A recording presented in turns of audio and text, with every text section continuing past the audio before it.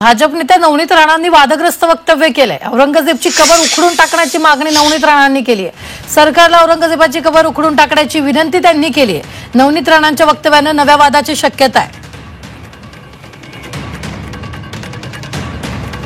जे डोळ्यापर्यंत सड्या टाकणारे हे औरंगजेबाने केलं होतं, तर मी त्यांना एवढंच सांगन आणि आमचे महाराष्ट्र गव्हर्नमेंटला विनंती सुद्धा करत की औरंगाबादचं नाव ज्या पद्धतीने चेंज करून संभाजी नगर केलेला आहे संभाजी महाराजांच्या नावाने, तर मी आज माझे गव्हर्नमेंटला अपील सुद्धा करन आणि विनंती सुद्धा करन, नाही ते असे जे औरंगजेबला महाराष्ट्रामध्ये राहतात आणि औरंगजेबला आपला बाप म्हणून मानतात, असे लोकांना उत्तर देण्याचं काम आता महाराष्ट्र गव्हर्नमेंटने केली पाहिजे। हिंदुत्व विचारधारांची गव्हर्नमेंट म्हणजे आमची आज महाराष्ट्रामध्ये आहे, तर त्यांनी एकच काम केलं पाहिजे, ज्यांनी आमचे देव संभाजी महाराजांचे डोळ्यापर्यंत आणि एवढा अत्याचार केला, क्रूर पंथी दाखवली, तर असे औरंगजेबाची कबर त्या संभाजी नगर मधून उखडून फेकून द्यायची की जिथून यांना माहित पडलं की जर कोई हिंदू हित की बात नहीं करेगा तो वो यहाँ पर कोई भी नहीं रहेगा।